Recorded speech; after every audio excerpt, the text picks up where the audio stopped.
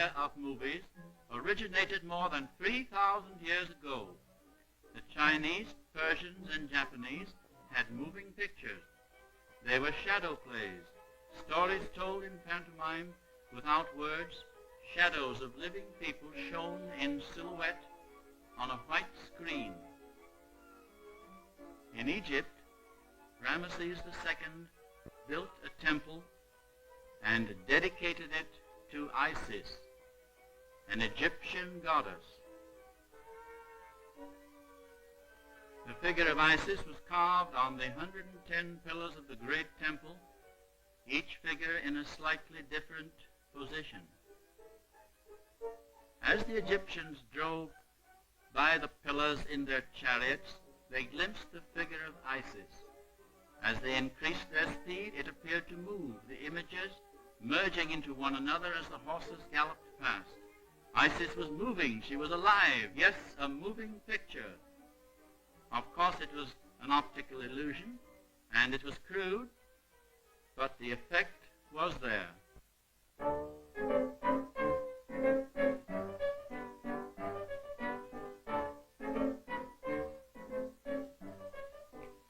Nothing further happened in the march of the movies until many centuries later, when Leonardo da Vinci, who painted the celebrated Mona Lisa, first brought to the world the principle of photography.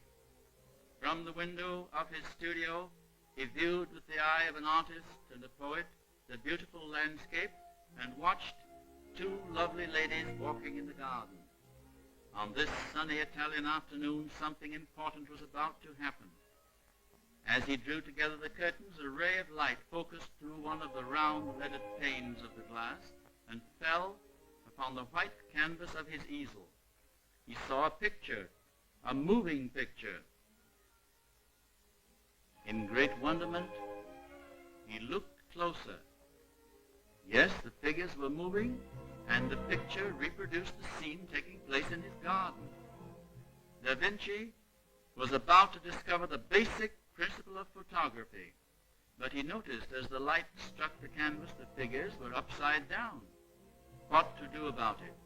He figured that rays of light travel only in a straight direction. As the light from outside struck the glass lens in his window, the images were reversed. He built a machine with lenses and mirrors, and this creation of his caused a reproduction of the landscape outside to be reflected from a right-angle mirror down onto a white table. This reversed the images and caused the picture to appear right side up. Da Vinci called his invention the camera obscura. If he had found the means to hold the images, he would have had photography, but as the light faded, his pictures died with the coming of night.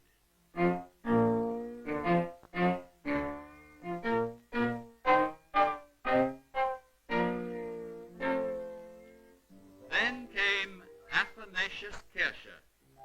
He called his invention the magic capoptrica. It was nothing more than a magic lantern. By means of a round bottle of clear water to condense the light, an oil lamp, reflector, and a lens on the outside of the machine, he created the first means of projecting pictures. This is the great granddaddy of our present-day projecting machine. Kircher was also an artist. He painted pictures of skeletons and goblins on glass slides and projected them on the walls of his room.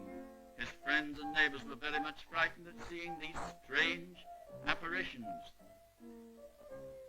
Then came the urge to make his pictures more lifelike, to make them move. This comic figure created much amusement and wonderment on the part of the audience. Here is the early ancestor of Mickey Mouse. And this is how it was done. The jaw was painted on one glass, the mouth on another, both being movable and each operated separately by hand.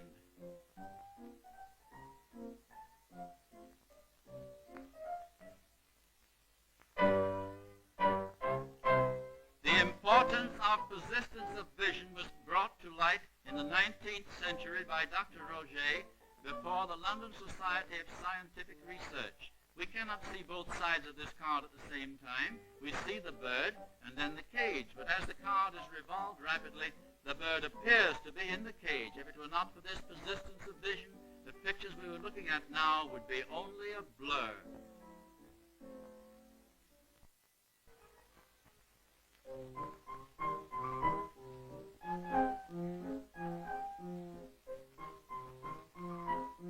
He invented a large hollow top with openings in the side and little figures painted on the interior. As the top was whirled, it created the curious effect you see here. It was the first mechanical device to picture lifelike motion.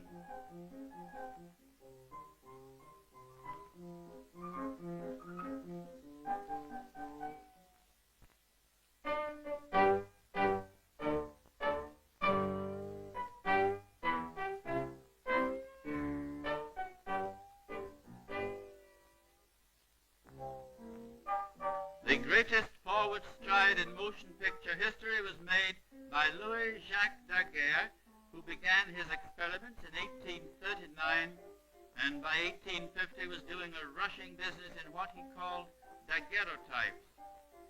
He invented the photographic wet plate and succeeded in imprisoning the images created by Leonardo da Vinci centuries before. Let's drop into Daguerre's studio. Here is a happy bridal couple who are being daguerreotyped, so their portraits may be handed down to posterity. Daguerre produces the birdie, tells them to keep an eye on it, and asks them to smile, please.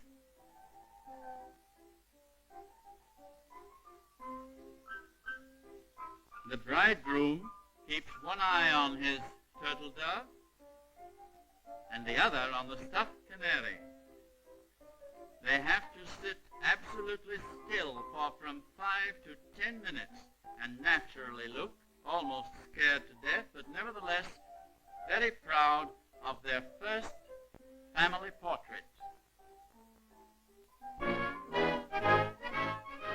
1860, Coleman Sellers photographed athletes and dancers in various positions of action, and mounting these glass plates on a sort of paddle wheel, revolved it slowly in front of a magic lantern and showed the public the first synthetic pictures of motion.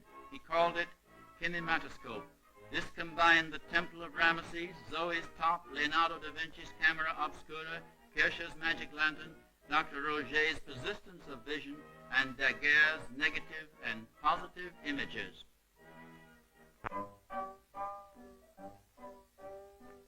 In 1875, Edward Muybridge in California invented a method of instantaneous photography. Previous to this time, an exposure of several seconds was necessary. Leland Stanford, then governor of California, engaged in a $25,000 wager with James R. Keene, maintaining that all 4 feet of a trotting horse were off the ground at various times during the animal's progress. Keene said no. To decide the bet, they engaged Edward Muybridge, who set up a battery of 24 cameras side by side with black thread stretched across the track attached to the shutter on each camera. As the horses trotted by, they broke the threads and clicked the shutters, and one of the photographs showed the horse with all 4 feet clear of the ground. This is the winning snapshot. So photography proved that Governor Stanford was right.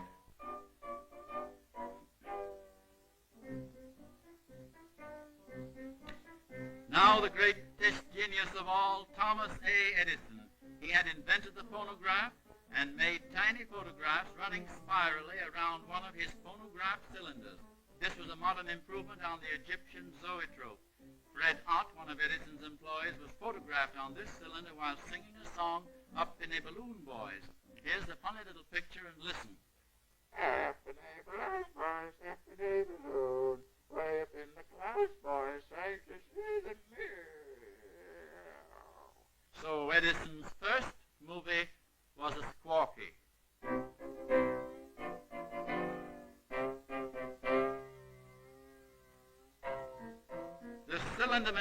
was unsatisfactory, but one day word came to Edison that George Eastman, the Kodak man, had invented a thin, flexible strip of photographic material covered with sensitized emulsion. It was known as film. Edison ordered a small quantity and made some tests with it.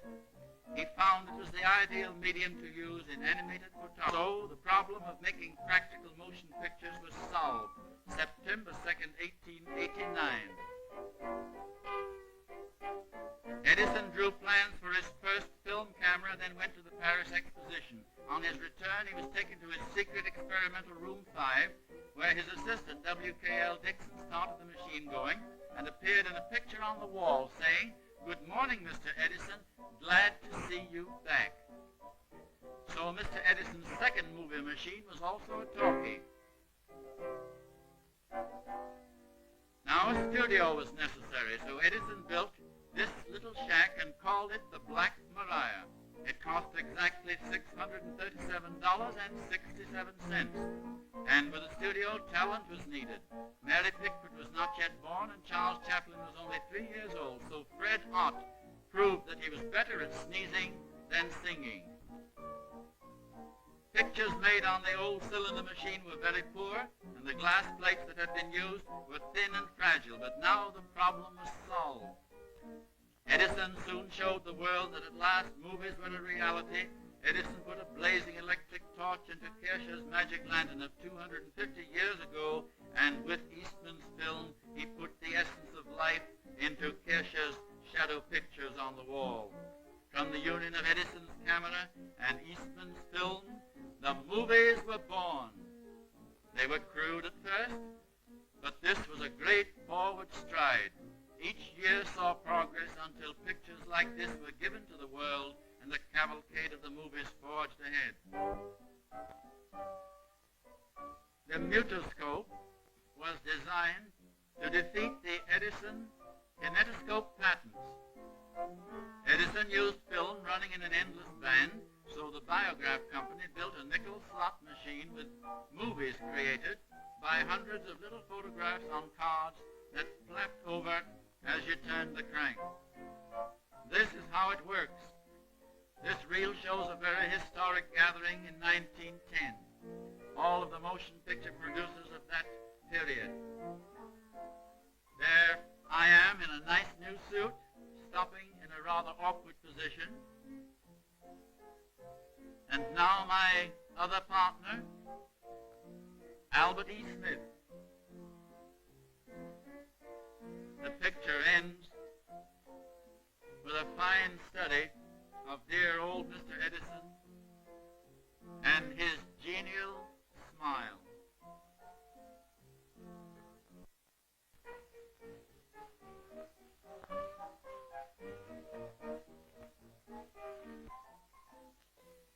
In 1906, I began to experiment with the making of animated cartoons using my training as a newspaper artist. I changed the drawings slightly for each separate exposure, thus making the figures appear to move. It took a great deal of time and patience. Hours and sometimes days were required to complete one of these cartoons. This principle of a series of slightly different drawings, photographed successively, and then run through the camera at the regular rate of speed, is the same method used in making the animated cartoons of today, such as Mickey Mouse and Silly Symphonies. So this film, made in 1906, was the world's first animated cartoon.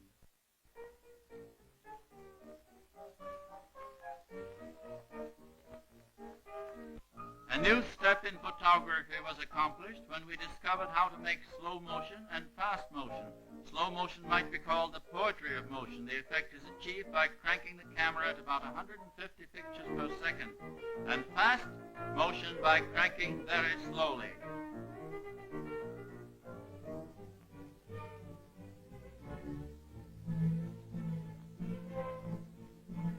Motion pictures have long been employed by institutions of learning as a means of spreading knowledge and aiding scientific experiments.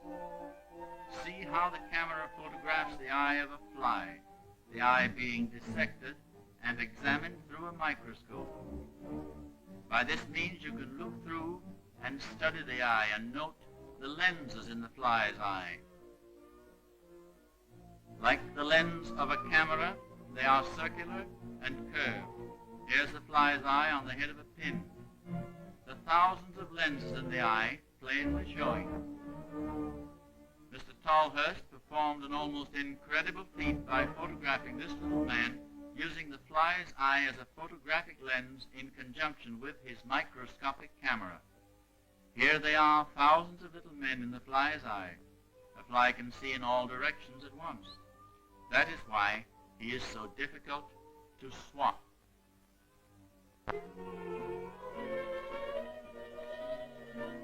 This little Spanish drama featuring beautiful Mildred Harris is a sample of the silent films of a few years ago. Settings, costumes, acting, photography, all could not be improved. Still, something was lacking. Audiences of today, accustomed to seeing and hearing the characters on the screen, particularly hearing them, can hardly believe that in the past they were satisfied with pictures like this. Listen to the silence.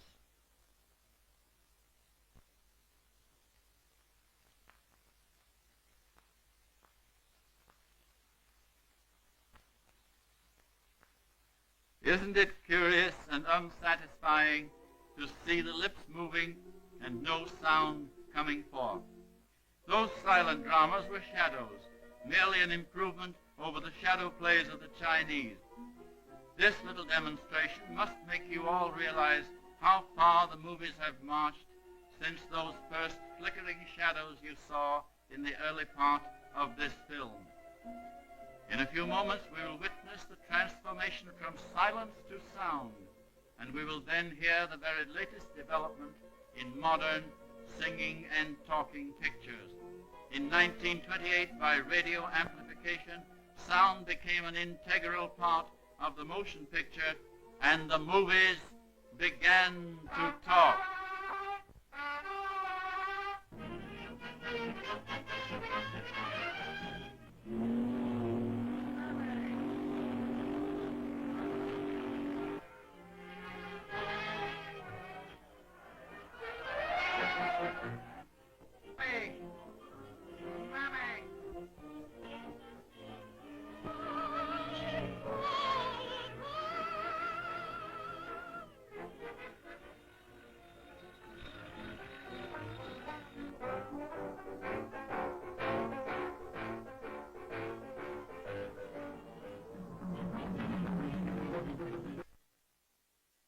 The beautiful voice of Irene Dunne.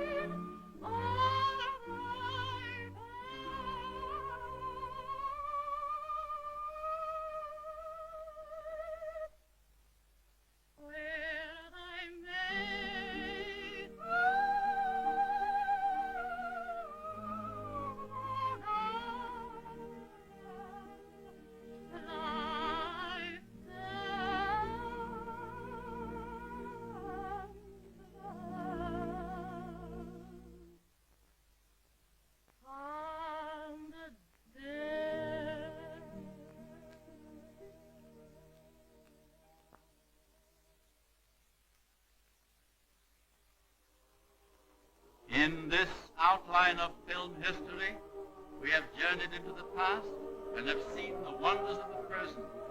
But what of the future? Much of this tremendous achievement is due to the genius of that great benefactor of mankind whose beloved personality is but a memory and whose name now belongs to the ages, Thomas Alva Edison.